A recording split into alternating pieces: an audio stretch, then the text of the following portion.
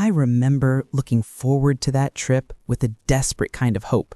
At 75, opportunities to gather with my son Marcus and his family were rare and always heavily monitored by Serafina, my daughter-in-law.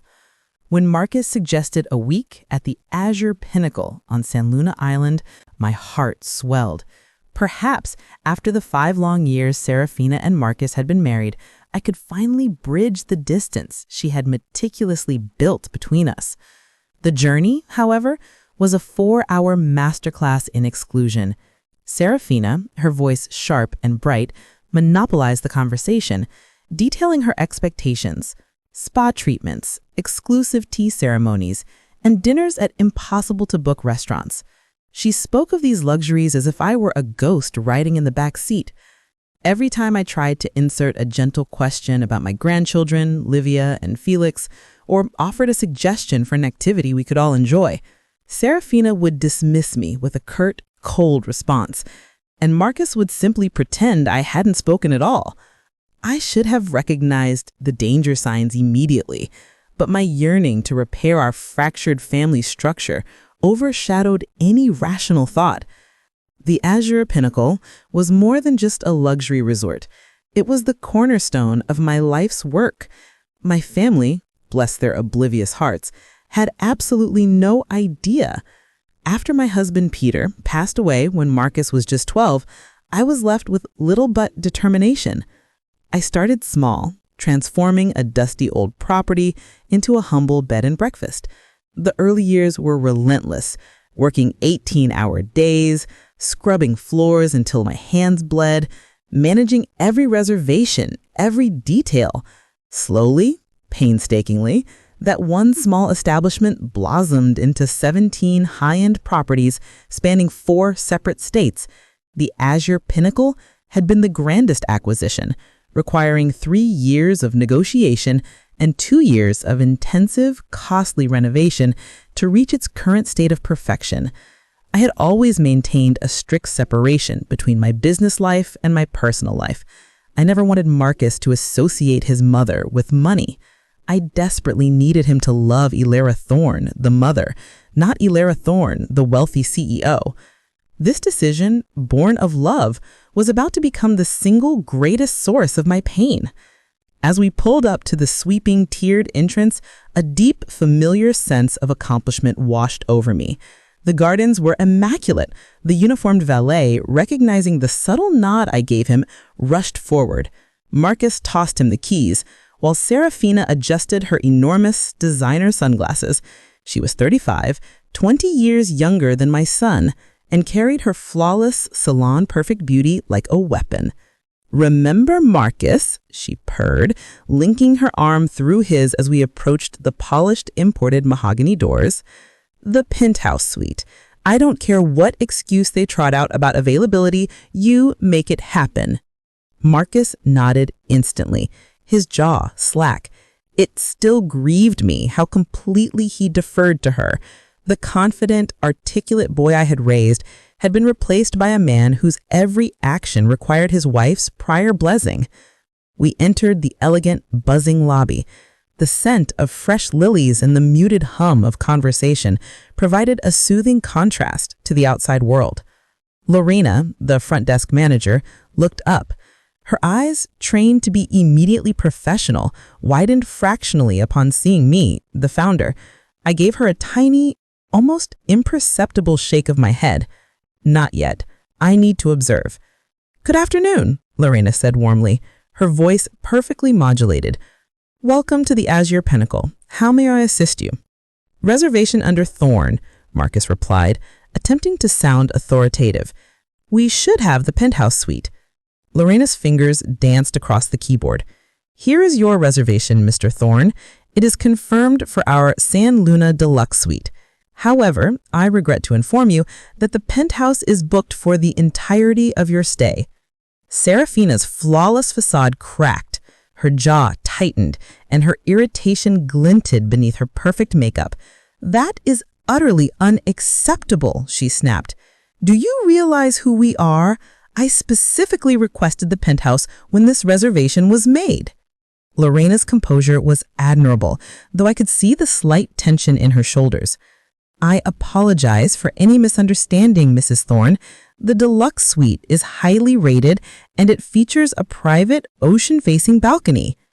I do not wish to hear about some second-rate room, Serafina interrupted, raising her voice loud enough to silence nearby guests and draw stares. I took a reflexive step forward, hoping to inject a calm maternal tone into the escalating scene. Serafina, darling, perhaps we could...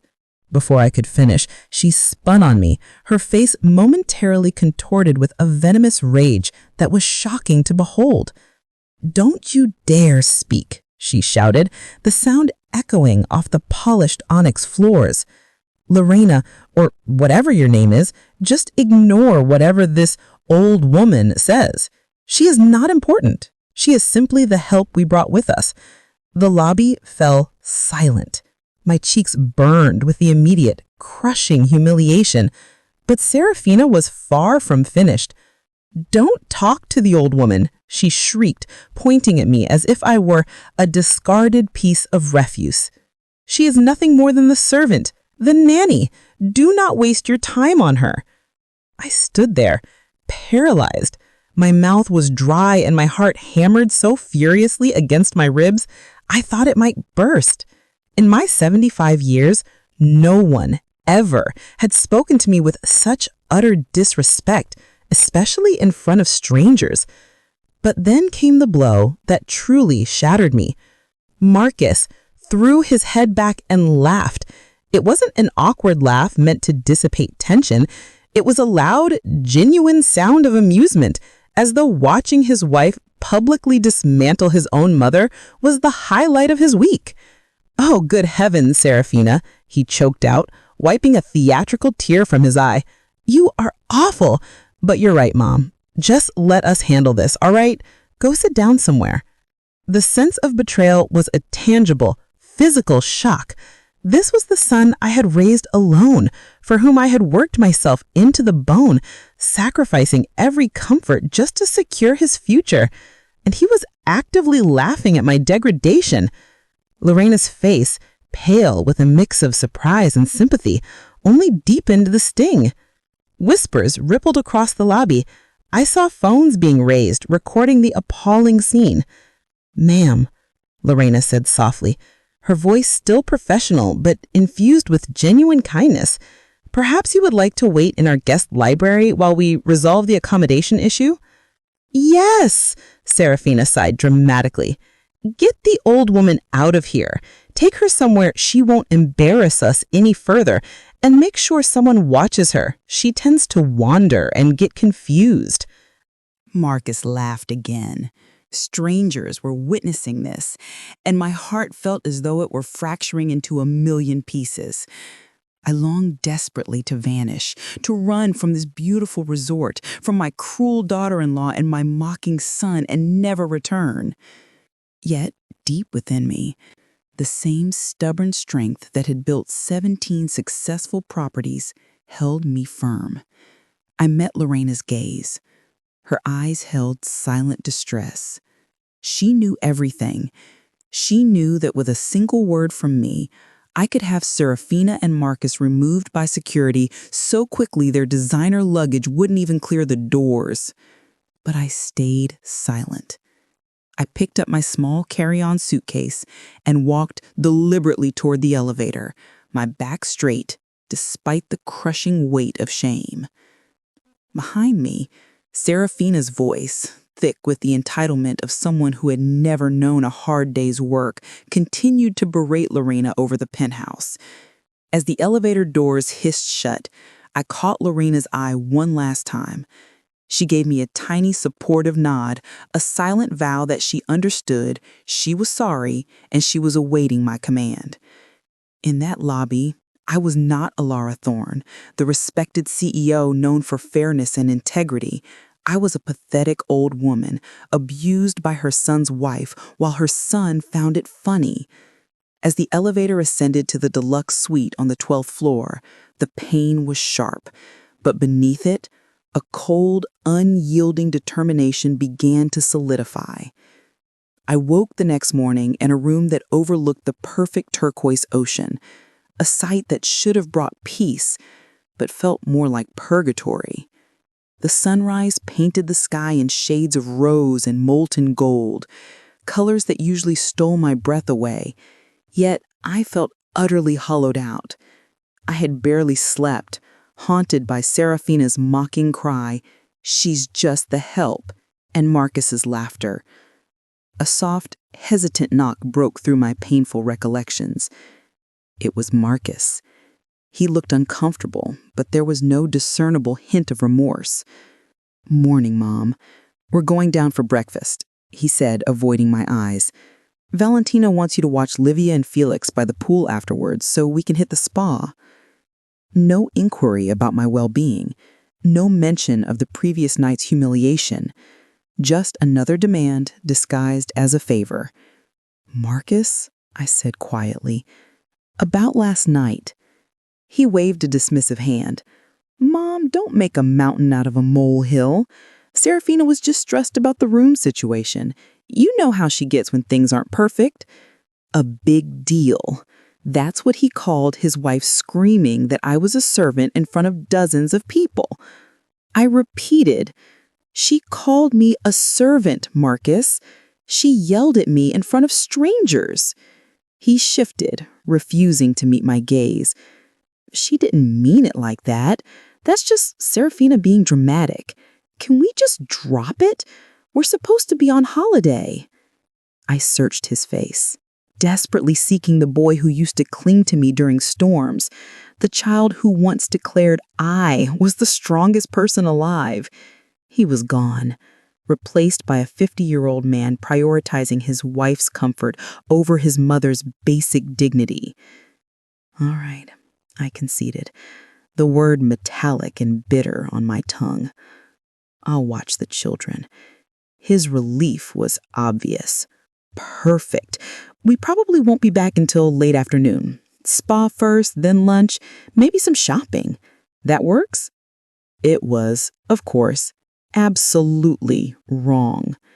I had envisioned a week reconnecting with my family, not being reduced to an unpaid caregiver. But arguing would only ignite a scene, and I knew that sometimes, for the faint hope of peace, silence felt preferable to righteous confrontation. In the dining room, Serafina had secured the prime table by the enormous window. She was already barking commands at the staff, treating them with the same disdain she showed me. "I want fresh squeezed lime juice, not that canned swill," she instructed a waiter, named Terrence, whom I recognized from previous visits, "and ensure those organic eggs are cooked precisely 3 minutes, no more, no less." I watched Terrence struggle to maintain his professional smile, the tension etched clearly in his eyes. Even my impeccably trained staff were struggling against her tyrannical entitlement. My grandchildren, Livia and Felix, were silent figures, eyes glued to their personal tablets. "Good morning, sweetheart," I whispered to Livia, reaching out to tuck a stray strand of hair behind her ear. Serafina's hand shot out, intercepting mine like a cobra strike. "Do not touch her hair, Renee. It was just styled yesterday, and I don't want it ruined," she ordered. I retracted my hand as if burned. Livia never even looked up. "Kids, say good morning to Grandma Alara," Marcus mumbled, sounding profoundly bored. "Morning," they droned in unison, tablets still prioritized. I was left with the single remaining chair, positioned with its back to the stunning resort view. Serafina had ensured the best seats were reserved for her family. "Elara," Serafina commanded, without bothering to look at me, "after breakfast, you're taking the children to the pool. Apply sunscreen every 60 minutes. Livia is extremely prone to burning, and if she gets even the slightest bit pink, I am holding you personally responsible." I nodded, swallowing the surge of sharp retort. "And keep them out of the deep end," she continued, listing off restrictions like a drill sergeant. no junk food by the pool. If they need anything at all, you call me immediately. Do not attempt to manage it yourself. Each order was a deliberate, pointed cut designed to remind me that she found me incompetent even to care for my own blood. "How long will you be at the spa?" I asked, needing a boundary. Serafina finally granted me a cold stare. "As long as we require. This is our vacation, not yours. You are here to assist." Marcus, utterly checked out, simply stared at his phone. I wondered again, at what point did the man I raised become the sort of person who would tolerate this treatment of his own mother? At the pool, I tried futilely to start a conversation with Livia and Felix as they remained immersed in their digital worlds. We looked like three strangers sharing a table, surrounded by other families laughing and genuinely enjoying their time together. "Grandma?" Livia suddenly piped up, and my heart, ever hopeful, fluttered. "Yes, sweetie. Mom says you used to clean houses for rich people. Is that true?" The question landed like a physical blow. I had built an empire from scratch. I had employed hundreds of people. I was respected in a male-dominated industry, and yet in Serafina's poison narrative, I was reduced to a housekeeper. "No, sweetie," I said softly, but with deliberate firmness. "I am a business owner. I build hotels." Felix, hearing the word hotels, finally looked up from his tablet for the first time all morning. "Mom says you make up stories about being important because you're ashamed of being poor." The sheer cruelty of the statement stole my breath. Serafina hadn't just humiliated me in the lobby, she was actively injecting venom into my grandchildren's perception of me, creating a deliberate image of a pathetic, delusional liar. "Your grandmother is not poor, and I do not make up stories," I insisted. Livia merely shrugged. "That's what Mom says. She says you live in a tiny apartment and pretend to be rich to feel better about yourself." In reality, my penthouse overlooking the bay was valued in the multi-millions, and my monthly investment returns exceeded most people's annual salaries. But they believed I was a destitute, lying old woman. For the next 6 agonizing hours, I sat by the pool, watching children who barely acknowledged me, while their parents enjoyed my spa services and ate food I ultimately paid for. When Marcus and Serafina finally reappeared, they were radiant, glowing from expensive treatments, Serafina's nails freshly manicured, her hair perfect. "How are the kids?" Marcus asked vaguely, without lifting his gaze from his phone. "They were fine," I replied, unable to articulate the deeper pain that their mother had actively destroyed any chance of a genuine connection. "Good," Serafina said dismissively. "You can watch them again tomorrow. We have golf in the morning and lunch with some friends we met at the spa." I watched Marcus agree instantly, not once considering whether I might want to enjoy my own vacation doing something other than free labor. That night, alone in my beautiful room overlooking the magnificent, crashing waves of my own oceanfront property, the truth crystallized. This was not a family trip. It was a business arrangement where I was cast as the exploited employee, footing the enormous bill for the privilege of being treated like refuse. But as I sat in the darkness, the lingering pain was finally joined by something else, pure, cutting anger. Anger at being taken for granted, anger at the deceit, and anger at being deemed nothing when I had built everything.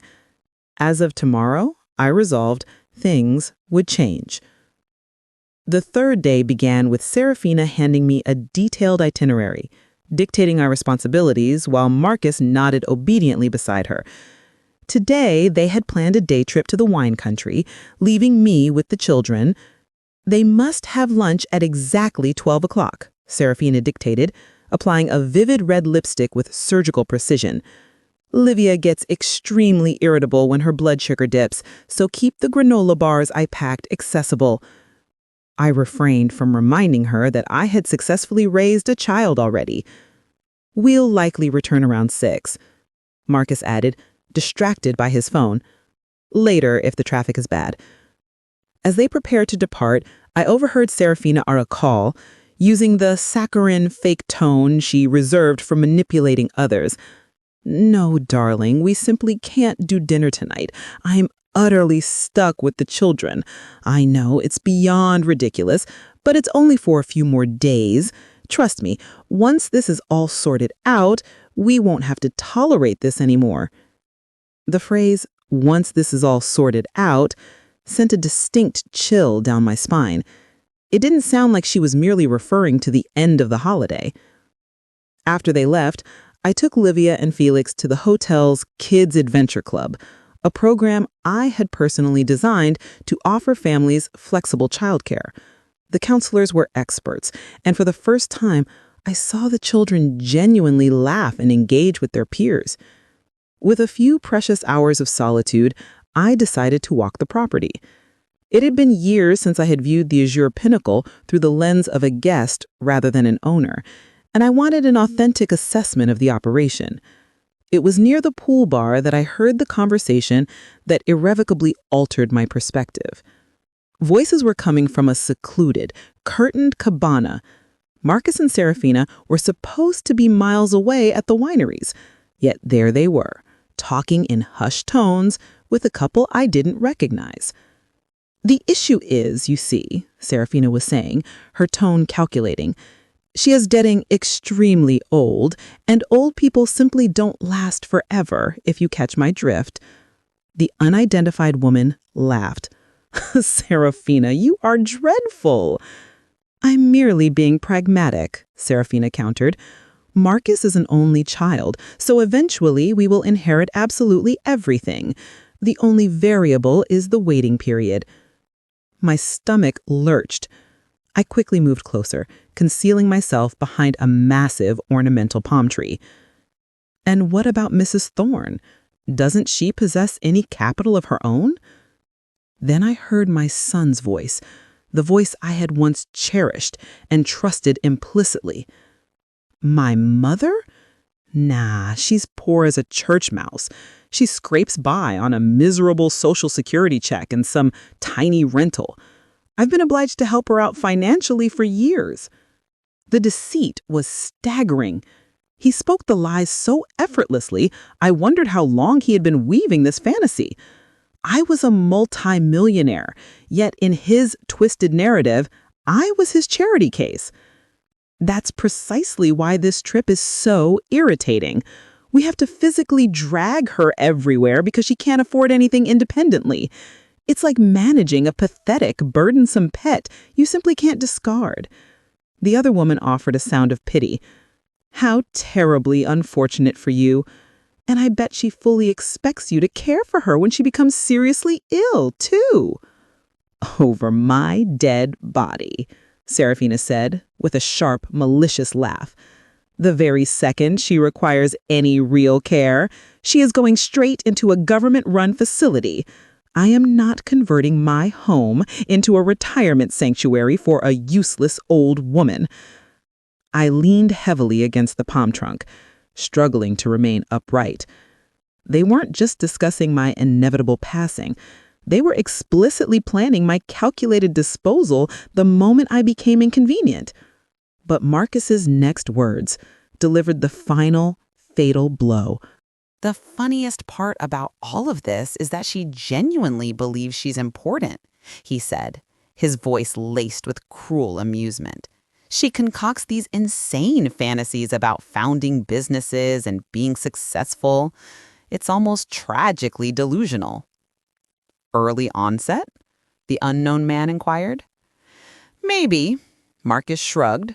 Or maybe she's just desperate to believe she matters. Regardless, it's profoundly embarrassing. Yesterday, she actually told the kids she owns hotels. Hotels! Can you even imagine? They all erupted in shared laughter, a sound that sliced through me like shattered glass. Well, Serafina concluded, at least we won't have to tolerate her crazy delusions for much longer. I estimate maybe 5 years, 10 at the absolute maximum. Then we'll finally be free to genuinely live our lives without this charade. A useless old woman who never accomplished anything with her life? I stood behind that palm tree watching my entire world implode. This was not a casual complaint about an unfortunate relative. This was my son and his wife callously plotting my death and legacy as if anticipating a long-awaited holiday. "Does she even help contribute to expenses, Brenda?" the woman asked. "Are you serious?" Serafina scoffed. "She is completely useless financially. Marcus covers every single thing, her groceries, her utilities, even this trip. She's nothing more than a profound financial drain on us." Another enormous lie. For years, I had been secretly covering a substantial portion of their mortgage, paying the exorbitant fees for the children's private school, and bankrolling Serafina's astronomical shopping sprees.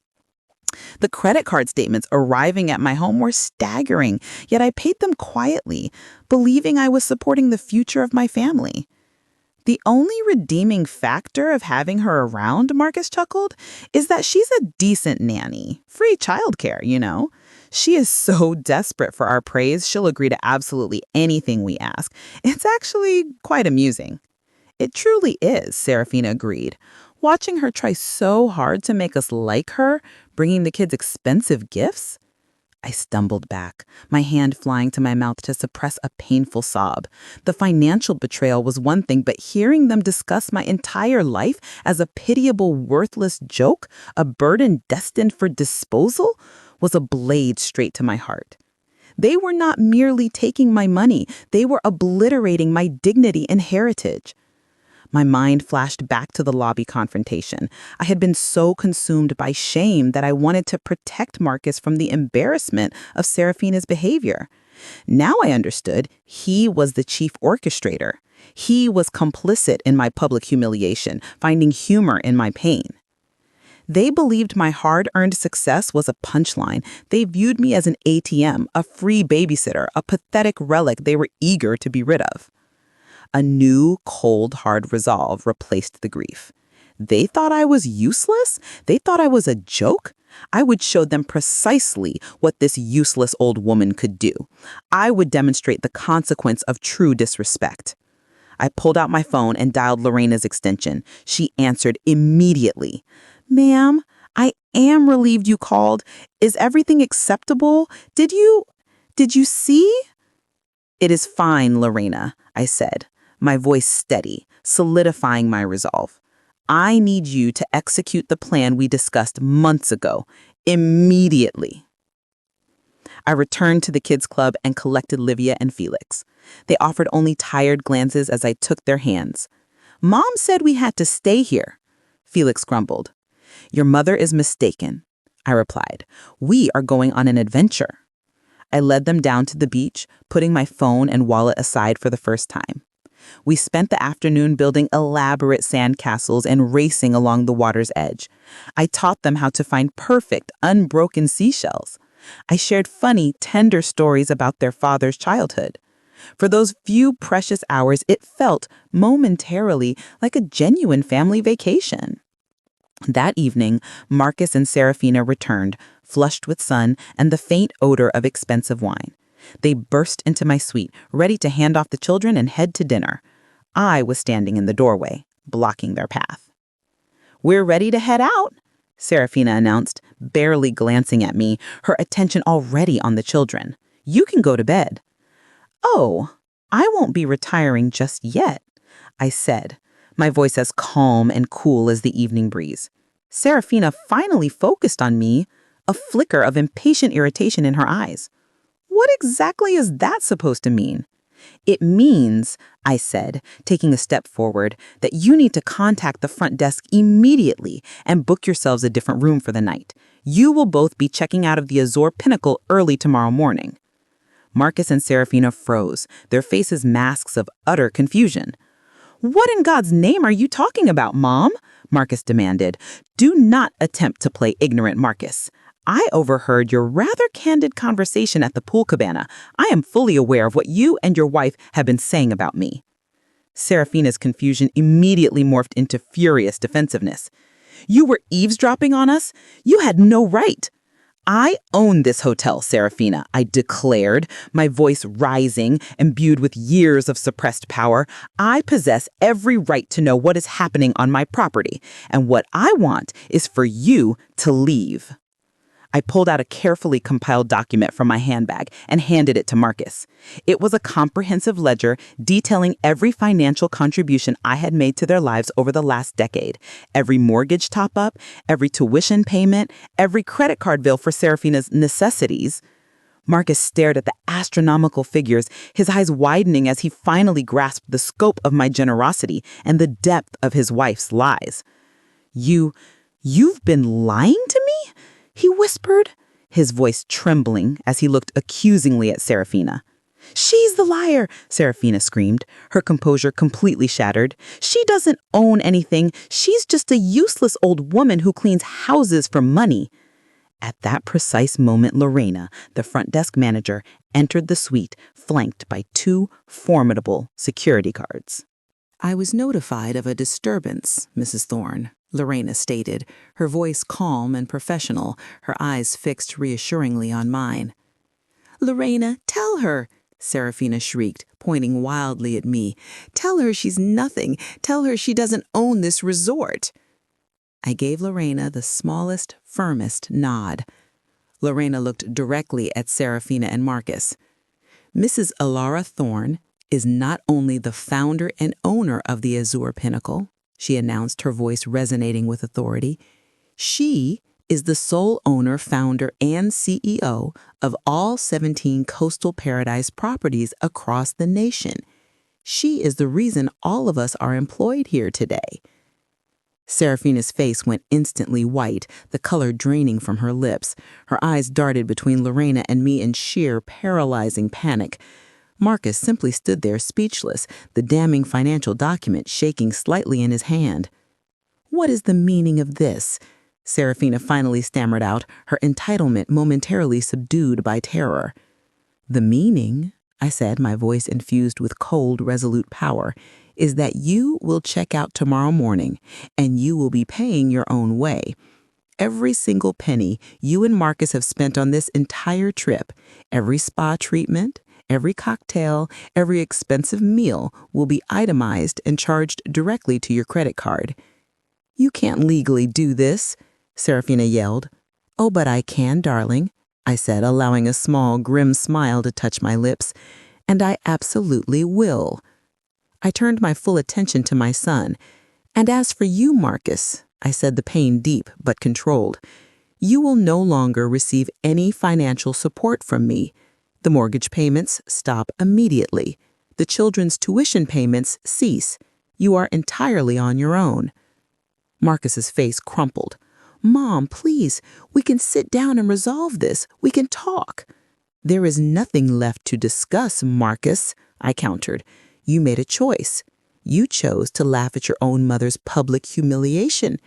You chose to lie to your own children about my character and my life. You made your bed, son. Now you must lie in it." As they stood there, looking at each other, faces a terrifying mixture of shock, betrayal, and dawning financial terror, they finally grasped the monumental error of their judgment. They had always believed they were in control, holding the cards. They had tragically underestimated the useless old woman they had so cruelly mocked. That night, for the first time since my husband passed, I slept completely soundly. I woke up excited for the day ahead, knowing I was respected by those that mattered.